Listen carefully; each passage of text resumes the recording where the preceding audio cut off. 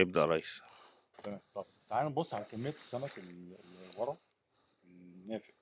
أول حاجة عايزين نشرح حاجة. ده حوض المفروض إن هو 35 متر في 35 عمق 3 متر. هنا إحنا في المغرة الطاقة الكهربائية مش موجودة غير الثمان 7 ساعات اللي هم موجودين بالنهار. يعني أنا ما عنديش أكسجين كفاية للحوض ده. أول حاجة حد اقترح إنه يتحط في حوض زي كده 80,000 حباية، وده كان غلط من الأول. طيب لأن هو مرعاش ظروف المكان. نمرة اتنين، في حد عمل فكره كده او افتكس فكره في اساسها المفروض انها صح بس طلعت غلط. انا عندي حوض كميه الاكسجين اللي فيه قليله جدا وضعيفه، ما ينفعش ابدا احط فيه بروبيوتيك او احط فيه بكتيريا علشان تقضي على الامونيا. البكتيريا بتحتاج اكسجين، طب انا ما عنديش اكسجين كفايه حتى للسمك نفسه. ازاي احط كميه بكتيريا واحط كمان كميه بكتيريا مركزه؟ يعني مش مثلا اخفها، لا ده انا امسك الجالون كله ال5 لتر كده واقوم مفضيهم كلهم في قلب الحوض واقول تمام زي الفل، احطهم كمان بالليل وما عنديش اكسجين في قلب الميه، وعندي سمك كان زي الفل وتمام ومية مية وبياكل وكانت متوسط الاوزان بتاعته ما بين 60 جرام لحد 120 جرام، وكان بياكل وحيوته ممتازه.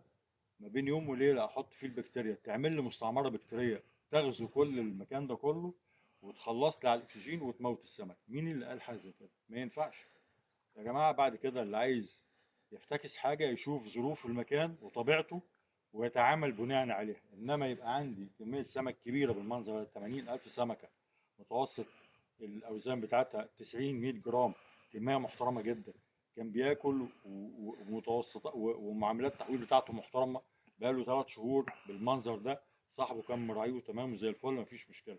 مين قال ان ما بين يوم وليله احط حاجه زي كده ويقضي على السمك الا ما في حتى سمكيه واحده بعد كده فاضيه؟ ده ما ينفعش. اللي بعد كده يفتي في حاجه، يا يفتي حاجه فاهم فيها كويس قوي ويشوف ظروف المكان كلها اذا كانت تنفع ولا ما تنفعش، يا اما يسكت وانتهينا من الموضوع ما يفتيش فيه. حرام كده بصراحه. حابب اشوف بقى كميه السمك حضرتك كده، بص كده على كميه السمك الموجوده دي.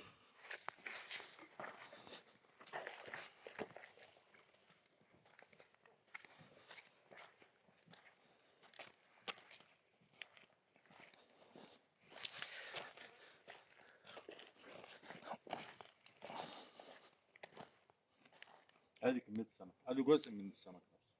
ودي يمكن الدفعه الثالثه ولا الرابعه من النافق، يعني بقى لنا 48 ساعه او اكتر عمالين نطلع في السمك النافق.